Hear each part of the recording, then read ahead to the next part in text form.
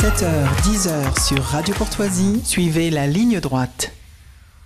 Alors que le sujet de la GPA, gestation pour autrui, refait surface depuis la polémique lancée sur le réseau social X, ces deux hommes qui ont eu recours à la GPA à l'étranger pour devenir un couple de père en France, Marie Maréchal avait alors demandé où est la maman. Toute la caste politique s'est emparée du sujet, mais une parole a pris le dessus, celle de notre invité bien mieux placé que quiconque pour en parler. Bonjour Olivia Morel. Et bonjour. Et bonjour Didier. Mais non, mais parce que comme on se dit bonjour avant. Non, mais j'ai l'habitude. On le présente plus. Bon, moi je m'en vais parce que Ah bah non, c'est bon. Au revoir. Écoutez, non mais non.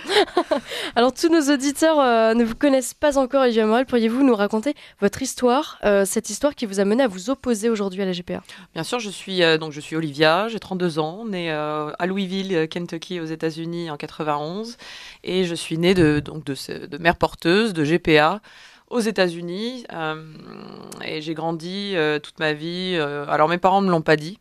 Moi, à titre personnel, voilà. Vous l'avez découvert comment? Moi, j'ai découvert en faisant des recherches toute seule, suite à des indices que j'avais de par la vie, de par des photos, de par un sentiment aussi, un instinct, un peu comme un enfant adopté a cet instinct de rechercher ses origines. Bah moi, c'était pareil. Et puis, j'ai fait mes recherches toute seule. Et c'est en réalité la preuve vraiment que j'avais tangible de cette naissance, c'était grâce à un test ADN que je l'ai eu à mes 30 ans. Voilà, il y a pas très longtemps en fait. Ah oui, effectivement, voilà. C'est intéressant. Et immédiatement, vous êtes parce qu'aujourd'hui vous êtes clairement une militante en fait anti GPA. Absolument. C'est tout nouveau. J'ai toujours trouvé ça terrible d'arracher un enfant à sa mère à la naissance, terrible de louer un ventre.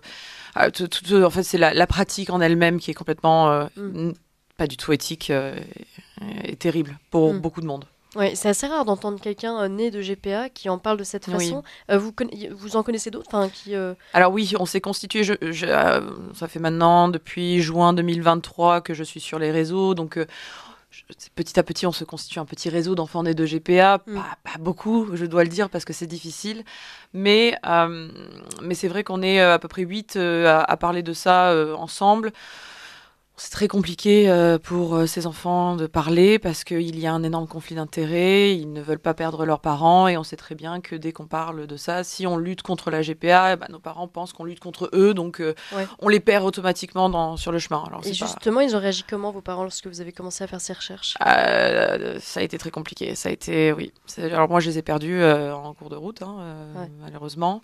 Et puis maintenant, aujourd'hui, je pense que ça s'est adouci de leur côté. Ils comprennent que je ne les combats pas eux, que je combats un système.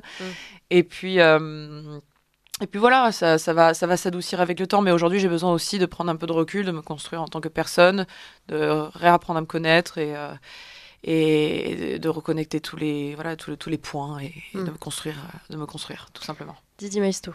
Oui, avant que vous ne preniez la parole et que vous racontiez votre histoire, ce qui est un point de vue un peu novateur, parce que les gens nés de la GPA en général ne parlent pas, parce que c'est très compliqué, vous venez de le dire. Vous aviez ressenti une frustration, un manque, quelque chose qui n'allait pas, qui ne cadrait pas dans votre vie, avant même d'avoir finalement l'âge de raison. Vous sentiez que quelque chose ne collait pas. Non, il y a quelque chose qui ne collait pas, c'était vraiment... C'était physique avec ma mère, évidemment, parce que ma mère, d'intention, peu importe comment on l'appelle, commanditaire, ne me ressemblait pas du tout. Alors, ce n'est pas son ovule qui a été utilisé, c'était l'ovule de ma mère porteuse dans mon cas. Donc, je ne lui ressemblais pas du tout. J'avais pas de photo de moi à la naissance, pas de photo de moi dans le ventre de ma mère. Puis voilà, il y avait quand même l'âge de ma mère d'intention qui était élevé, comparé aux autres mères qu'il y avait à la sortie de l'école. Et c'est là où j'ai commencé à me poser des questions. Et puis est venue l'adolescence où j'ai fait une crise identitaire assez difficile, il faut le dire. Voilà. Donc j'ai eu des indices toute ma vie. Et puis à un moment donné, j'ai dit non, là c'est trop. J'ai fait mes recherches toute seule. Et puis aujourd'hui, on voit qu'il y a évidemment, dans le moindre interstice, dans la moindre faille, des gens qui essaient de dire que cette pratique, elle est éthique. Et que évidemment, ils mettent en avant le désir d'enfant, cet amour qui va être porté à l'enfant, sans jamais prendre le point de vue de l'enfant, évidemment. Bien sûr. Et puis en expliquant que on peut réguler les choses et que si on donne moins d'argent à la mère porteuse, ça va du coup devenir éthique. C'est catastrophique déjà de penser qu'il y a quand même un problème. Enfin, comment dire, Alors déjà, d'un point de vue éthique, il n'y a pas, pour moi, de moyen de façon éthique d'encadrer la GPA. C'est impossible. Ça reste quand même une pratique à la base où on loue un corps et on vend un enfant ou on cède un enfant par contrat. Moi, déjà, à la base, la pratique, elle n'est pas éthique, c'est impossible. Comme il n'y a pas de moyen éthique d'encadrer la vente d'organes, moi je dis toujours, il n'y a pas de moyen éthique d'avoir un esclave, ce n'est pas possible. Les deux ne vont pas ensemble. Éthique et GPA, c'est les pôles opposés. Ensuite, sur le fait de ces femmes qui... alors, on parle de GPA éthique altruiste. Alors, on parle de GPA altruiste quand la femme n'est pas du tout rémunérée. Alors, ça n'existe pas, ou sinon extrêmement peu. C'est un cas d'école. Non, mais ça n'existe pas dans la vraie vie. Ça n'existe pas. Dans la vraie vie, c'est des femmes qui sont quand même dédommagées très, très, très largement et défrayées de frais qui sont quand même assez grands, qui peuvent... On rappelle le prix, la fourchette. Alors, au Canada, une femme peut être défrayée de 22 000 $ de frais dans le cas d'une GPA. Et le prix global, total d'une GPA? Ça va dépendre des pays. Ça peut être de 45 000 € à 200 000 on est entre 50 000 exactement. et 180 000 la fourchette. Exactement. Et puis, à 200 000 €, on peut choisir les yeux. On peut choisir la couleur des yeux, on peut choisir plein de choses. C'est une expérience scientifique, quoi. C'est terrible, c'est de l'eugénisme. Hein. Non, c'est de l'eugénisme. Tout de suite, les grands mots. Ça reste de l'eugénisme, oui, on pratique de l'eugénisme, ça c'est clair.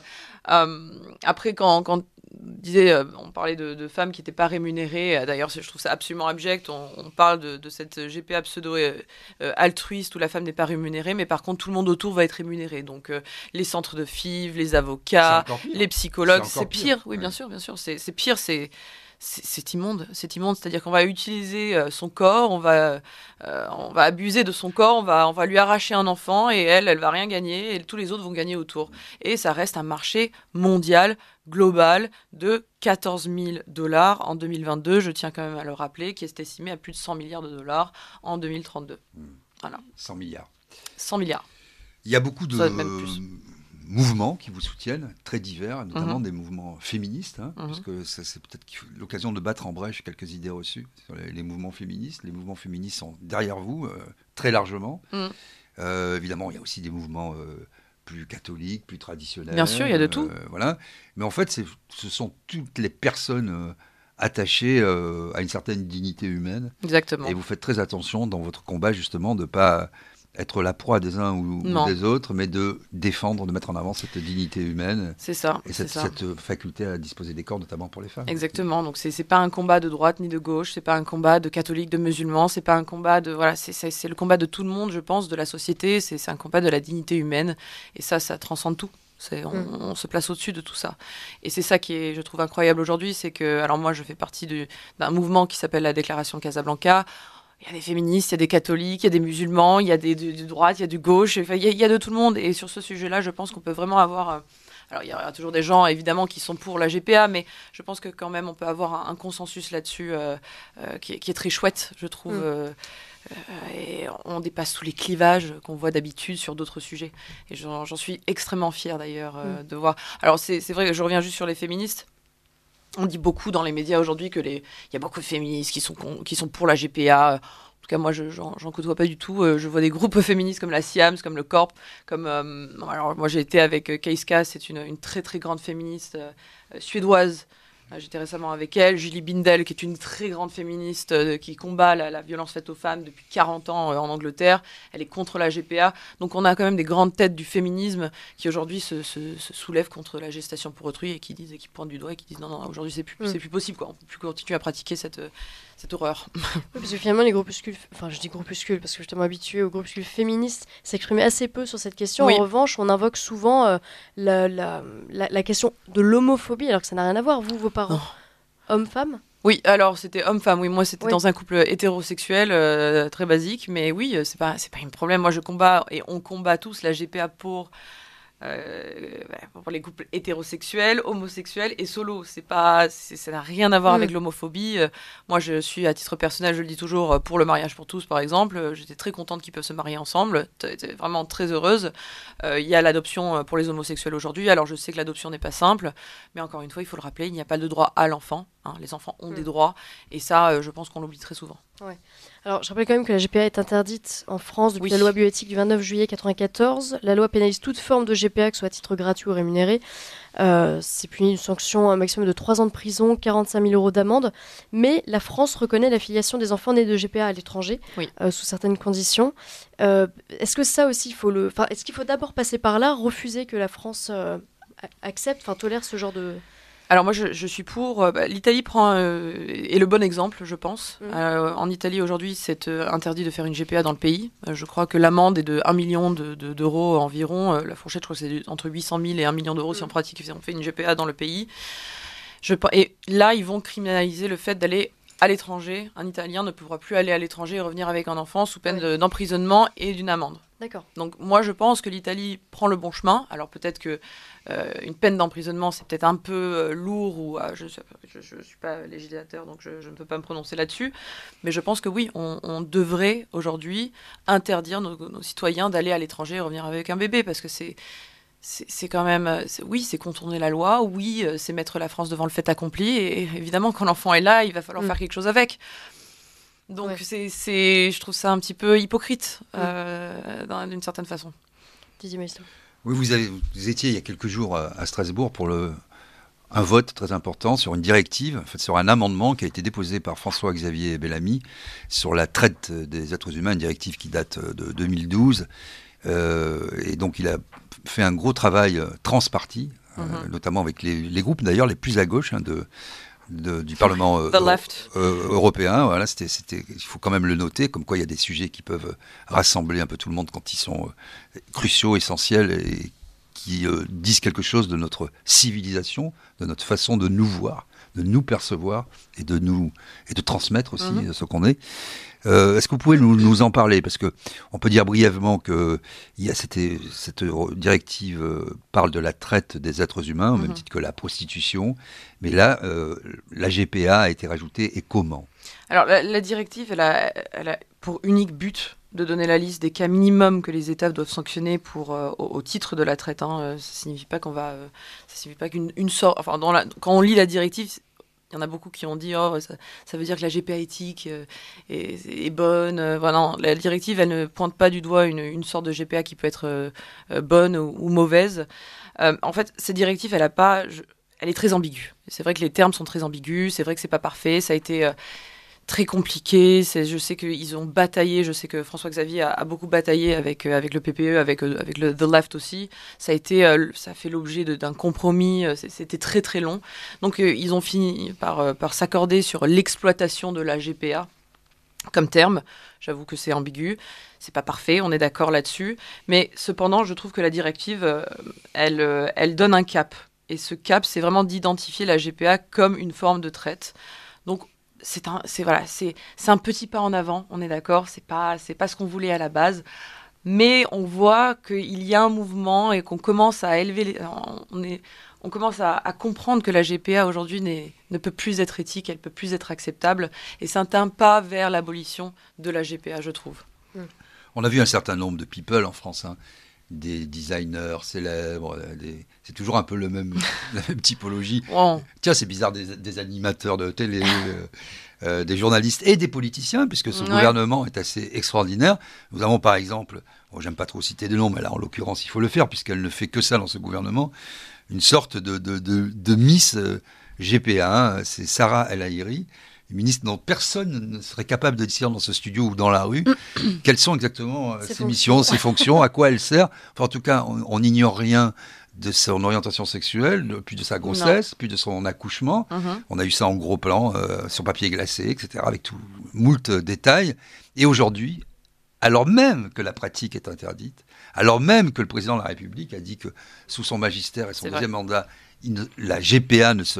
l'interdiction faite à la GPA ne serait pas remise en cause, elle milite ouvertement en tant que ministre du gouvernement pour sortir de l'hypocrisie et pour réfléchir à une nouvelle forme de parentalité. Oui, on l'a entendu. Ça vous choque, ça? Oui, évidemment que ça me choque. Bien sûr que ça me choque, comme une Prisca Thévenot qui me choque aussi, comme un Clément Beaune qui me choque. Ils m'ont tous un petit peu choqué, mais en même temps, Ça m'a choqué, mais c'était bien parce qu'on a vu aussi sur les réseaux sociaux beaucoup de gens qui se sont réveillés et qui ont milité contre la GPA à ce moment-là. On s'est tous unis là-dessus. Donc oui, ça me choque. Évidemment que ça me choque. Mais bon, ma foi, je pense qu'aujourd'hui, il faut peut-être penser à un débat national sur le sujet, une conférence sur le sujet pour vraiment faire comprendre aux Français ce que c'est la gestation pour autrui. Parce qu'aujourd'hui, dans les médias, on n'a qu'une version. On a la version, la belle version, avec les fleurs, avec les papillons, avec tout ça. C'est magnifique, c'est un une beau sorte projet. de PMA, finalement, qu'on nous présente dans les médias. C'est pas une PMA, encore une fois. C'est vraiment pas une PMA. Mais c'est présenté un peu comme ça. C'est quand même assez compliqué. C'est présenté comme une PMA. Non, c'est pas présenté comme une PMA. Non, on parle vraiment de GPA dans les médias, mais on tente d'effacer la mère. Alors que bon, dans une PMA, il faut le rappeler, dans une PMA, même s'il y a don d'ovocytes, il y a la mère porte l'enfant, donne naissance à l'enfant, va élever l'enfant. Dans une GPA, on arrache systématiquement un enfant à sa mère à la naissance. La mère est celle qui donne naissance à l'enfant, qui le fait grandir dans son ventre. Sans elle, l'enfant ne pourrait pas être là. Donc c'est vrai que dans les médias aujourd'hui, on voit une espèce de propagande pro-GPA Mais pourquoi comme ça. Pourquoi ce tabou et pourquoi on a un seul son de cloche? Pourquoi on n'arrive pas à entendre les autres? Je ne sais pas. J'aimerais bien savoir, je ne sais pas. Peut-être parce qu'il y a un lobby quand même qui est quand même extrêmement grand, un lobby, je le rappelle encore une fois, qui pèse 14 milliards de dollars dans le monde, donc il met une pression sur les pays pour justement demain, si on ouvrait la GPA en France, on va ouvrir le marché en France, on va juste accroître ce marché, c'est tout ce qu'on va faire. Même si on l'appelle altruiste, éthique, comme vous voulez, ça va juste accroître le marché. Parce qu'il va y avoir des centres de gestation pour autrui qui vont s'ouvrir, qui vont faire de l'argent, il va y avoir des médecins qui vont faire de l'argent, il va y avoir les avocats qui vont faire de l'argent. Bref, on va... Et c'est interminable, c'est interminable. Et pourtant, vous, en France, je vous ai entendu à différentes occasions, vous restez optimiste sur le fait, alors parce que beaucoup de gens vous disent, mais regardez, vous voyez bien qu'il y a des portes qui sont enfoncées, des brèches qui s'ouvrent, mais vous vous dites, non, j'ai quand même confiance. Moi, j'ai confiance. En la France, ça n'arrivera jamais. J'ai confiance en la France. Qu'est-ce qui vous permet de dire ça? Parce que la France est encore un pays où on a deux principes fondamentaux qui priment, l'indisponibilité du corps humain, c'est un principe où on a du mal à le lâcher, et tant mieux, et aussi le principe de la dignité humaine. Donc je crois qu'aujourd'hui, on est le pays encore qui peut... protéger les droits de l'homme. Donc oui, j'ai confiance. Et quand on voit sur les réseaux sociaux aujourd'hui, quand on explique aux Français ce que c'est vraiment la GPA, les gens sont contre. Vous, ce qui vous choque peut-être aussi le plus, c'est vous parlez tout à l'instant de l'arrachement de l'enfant à sa mère. Vous qui êtes né de GPA, on le ressent ce manque, on le ressent cet arrachement. On a le syndrome de l'abandon. Bien sûr. Finalement, premièrement, et deuxièmement, donc on ne veut pas rentrer en conflit avec ses parents pour ne pas être abandonné une deuxième fois. Et on a le sentiment, pour le moins désagréable, il faut se construire avec ça, d'avoir été l'objet d'un contrat et qu'on a été acheté, vendu. Et donc ça, pour vous, c'est la ligne infranchissable, elle est là. C'est ça, ce tabou qu'il faut ne pas faire tomber, quoi, finalement. Non, exactement. L'arrachement de la mère à la naissance, ce syndrome de l'abandon, alors il a été étudié sur des enfants adoptés. Donc on est tous d'accord qu'il y a 4 fois plus de suicides chez les enfants adoptés, que ça développe des troubles dépressifs. Voilà, c'est quand même... ils souffrent, ces enfants adoptés. Et dans la GPA, je sais pas, on dit que tout va bien se passer, mais en fait, on arrache toujours un enfant à sa mère à la naissance. Ce lien est essentiel. Nous sommes des mammifères, comme je l'entendais hier soir à la télé. Nous sommes des mammifères, on est fait pour être avec nos mères et être élevés par nos mères. Donc oui, moi, à titre personnel, cet arrachement, ce vide, parce que ça a créé un vide à l'intérieur de moi, et toute ma vie, j'ai essayé de le combler par la drogue, par l'alcool, par diverses choses variées. Il faut peut-être... dire à tout le monde quel est l'envers du décor. Parce qu'avant d'arriver dans les médias et de dire « je vais vous expliquer, je suis une femme forte, voilà ce qui m'est arrivé, je combats la pratique d'un point de vue général et pour son abolition universelle », mais c'est pas un chemin pavé de roses, c'est compliqué. Non, c'est très compliqué. Vous avez eu des addictions? J'ai eu beaucoup d'addictions. Vous avez des maladies mentales? J'ai eu beaucoup de maladies. J'ai eu de dépression, bipolarité...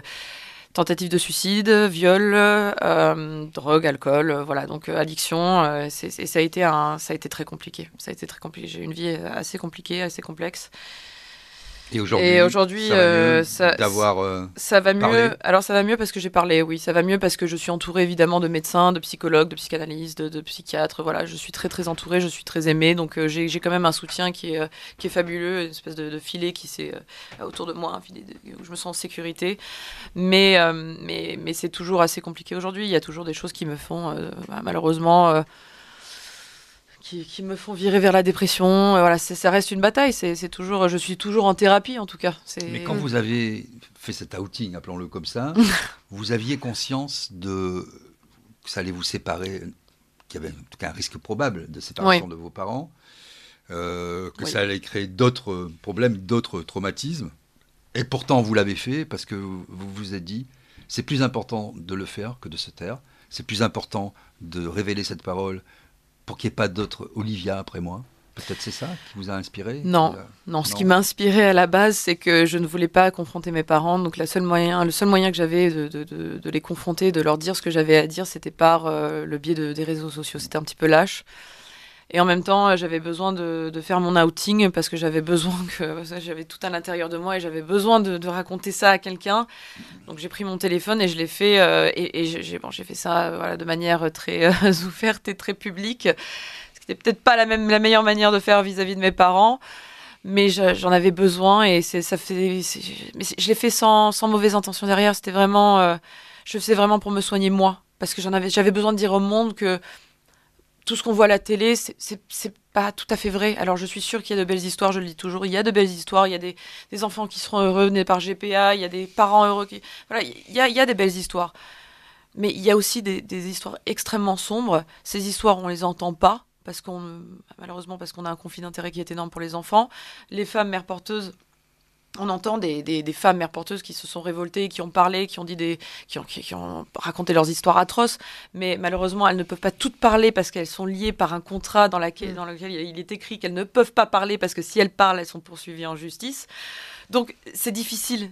Et j'avais besoin de me dire que je pourrais potentiellement un jour empêcher peut-être un couple commanditaire de faire une GPA ou une mère porteuse d'empêcher au moins une mère porteuse dans ce monde de se dire qu'elle va faire ce geste. Alors on poursuit cet entretien, Olivia Morel, Didier Maisto, juste après le bulletin d'actualité d'Adèle Rosner, il est 9h.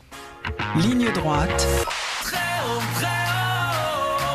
il y a une place pour nos idées. Vue de haut.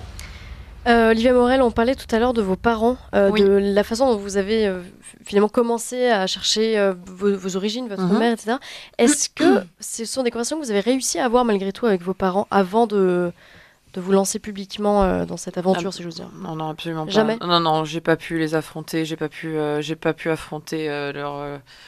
J'avais peur de leur réaction, vraiment, j'avais trop peur de leur réaction, de leur colère, et j'ai pas pu, impossible. Et depuis, vous n'avez jamais pu en parler Alors, non, enfin, j'ai réussi parce que mes parents voient leurs petits-enfants quand même, parce que je voulais pas rompre ce lien, donc j'ai pu échanger quelques mots avec mon père, mais c'était extrêmement bref sur le fait qu'il comprenait mon combat, mais que voilà, j'étais pas obligée de parler de mon histoire pour mon combat. Enfin, voilà, et il me disait aussi, il m'a dit qu'il était,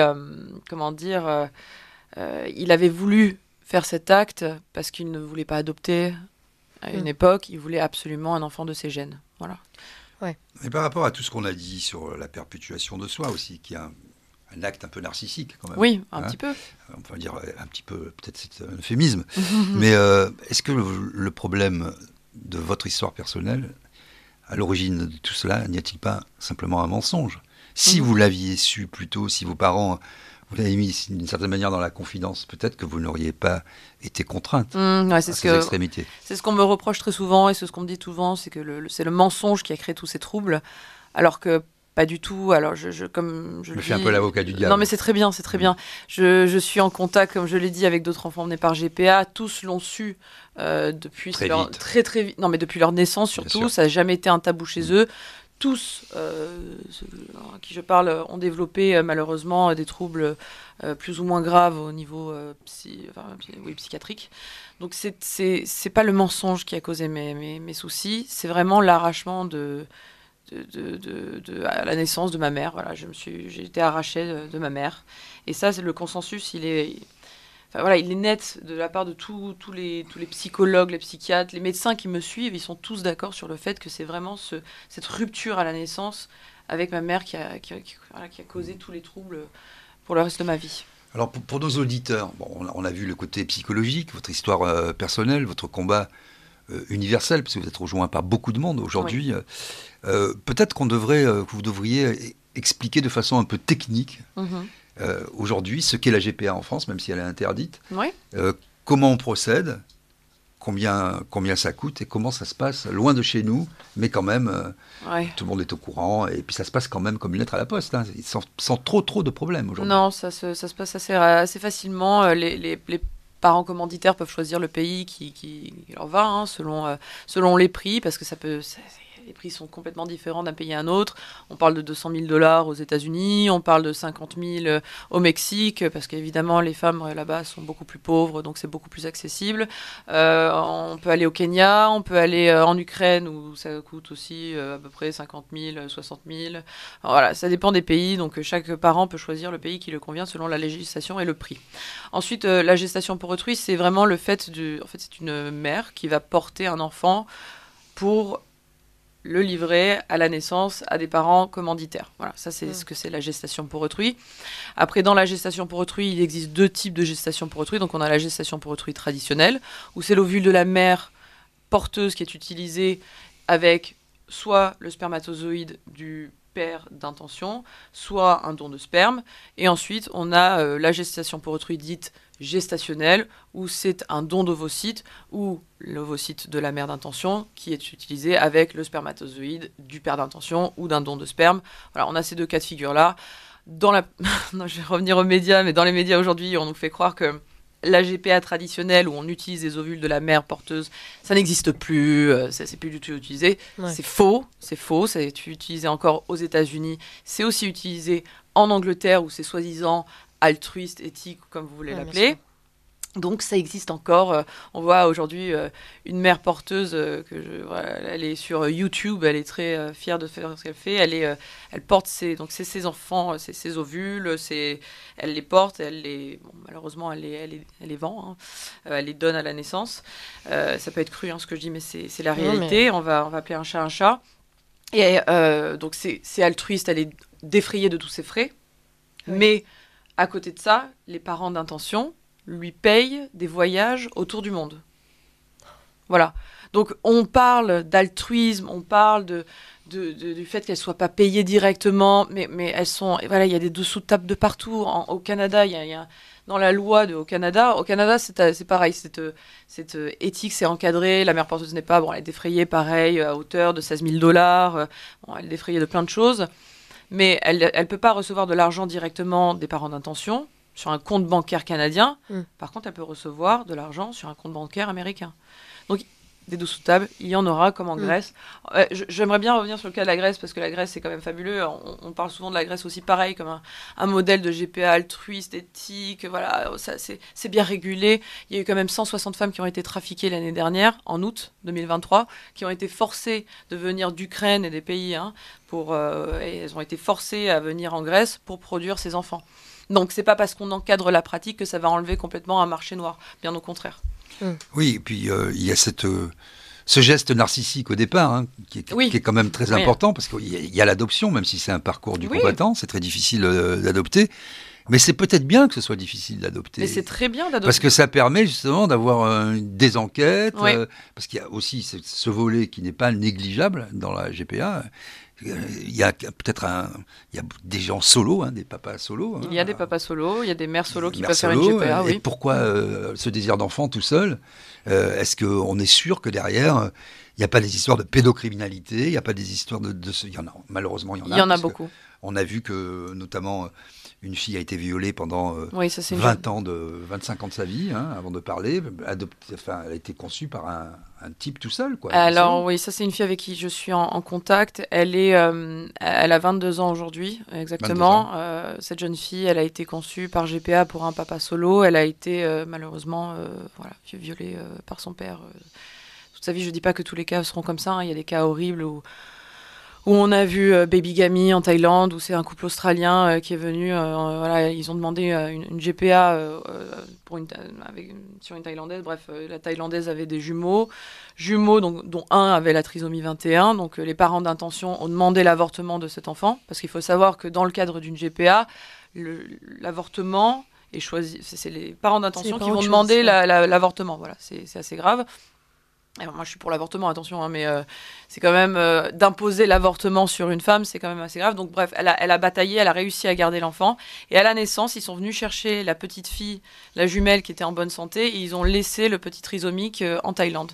Donc ils ont séparé des jumeaux. Et il faut savoir aussi que l'homme qui a commandé cet enfant avait été, il a quand même eu 22 procès pour c'était un pédocriminel, quoi. Il a eu 22 comptes de pédocriminalité. C'était très grave. Dans la GPA, il n'y a aucun contrôle, aucune enquête sur les parents d'intention, aucun. Ça n'existe pas comme dans l'adoption où c'est très très poussé, et c'est normal parce qu'on essaie de réparer une situation dans l'adoption. Un enfant, tragiquement, malheureusement, il se voit abandonné. On tente de lui trouver une nouvelle pour et c'est très très bien de faire ces enquêtes sur ces gens pour pas justement qu'il ait à subir encore plus de choses horribles. Mais dans la GPA, c'est pas du tout ça. Oui, et puis on a quand même le sentiment, alors on met sans arrêt en exergue le principe de précaution, notamment en médecine, qu'on est très sourcilleux de l'alimentation, des cancers, il ne faut pas fumer, il faut pas il faut manger des fruits et légumes. On a l'impression que se développe comme ça un marché parallèle sans que les autorités sanitaires, éthiques des différents pays prennent la mesure du problème, et qui est très peu connu du grand public en réalité. Oui, ça c'est un gros souci. Et d'ailleurs, on n'a pas d'études sur... Parce qu'il faut savoir que il y a des donneuses d'ovocytes, dans laquelle on injecte des doses hormones très très fortes pour justement récupérer ces ovocytes. Et il y a aussi la mère porteuse qui subit ces doses d'hormones. C'est insupportable, hein, vraiment, c'est terrible. Oui, parce que il faut peut-être insister là-dessus. Oui, ce sont des grossesses à risque. Ah oui, c'est déjà... On n'en a pas parlé de ce sujet-là. C'est des grossesses à risque, elles sont plus à risque de beaucoup de choses. Piqûres d'hormones incessantes. Oui, alors déjà les hormones, on n'a pas de recul, on n'a pas d'études sur les effets de ces hormones, on ne sait pas si ça va provoquer des cancers, on ne sait pas si ça va provoquer de l'infertilité, on n'a aucune idée. On n'a aucune idée, on n'a jamais étudié la question, jamais. Ce qui est dingue. Ouais. Mais je veux quand même dire que... Ces hormones, elles sont, excusez-moi de vous couper, mais elles sont destinées à assurer la meilleure qualité possible, la meilleure fertilité possible, dans un délai le plus court possible. Je ne suis pas médecin, hein. Mais pour la donnose d'ovules, justement, c'est pour surstimuler ces ovaires, justement, pour maximiser les chances de produire le maximum d'ovocytes à ponctionner. D'accord. Et ensuite, il y a sur la mère porteuse, son corps est pas, il faut savoir, elle est pas... C'est pas une grossesse normale. On va lui mettre un embryon qui généralement c'est pas son matériel génétique, donc il faut préparer son corps à la grossesse. D'accord. Donc c'est quand même des doses qui sont assez importantes, des doses de cheval. Je voudrais juste dire, parce que on parlait il y a pas de comités bioéthiques qui ont parlé du CG, mais quand même en France, on a un comité consultatif national d'éthique, dans son avis encore 129, qui a dit que la GPA c'était non.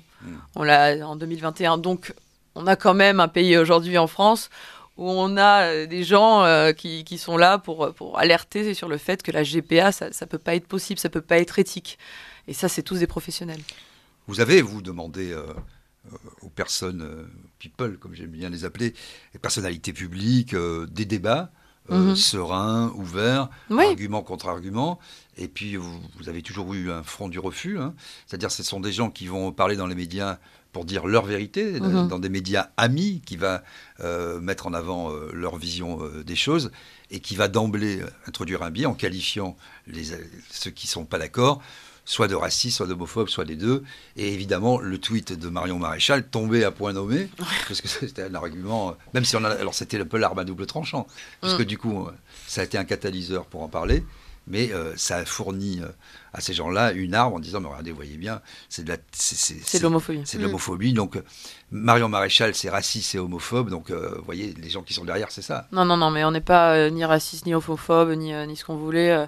D'ailleurs, je trouve la GPA en elle-même assez... alors, pardonnez-moi, mais je vais être peut-être un petit peu dur sur ce que je vais dire, mais c'est assez raciste, parce qu'on voit... c'est pas des petits bébés noirs hein, qu'on choisit à faire naître. C'est pas des bébés arabes. C'est des petits blancs généralement aux yeux bleus. Voilà, il y a quand même une très grande majorité de petits blancs. Hein, c'est une coïncidence. Non, c'est pas une coïncidence, c'est pas un hasard. D'ailleurs, c'est le seul dans cette technique-là, on va utiliser aussi au Kenya. Quand on va au Kenya, c'est des femmes noires qui vont porter des bébés blancs. Donc c'est quand même, il y a une part, oui, de racisme là-dedans. Je suis désolée de le dire.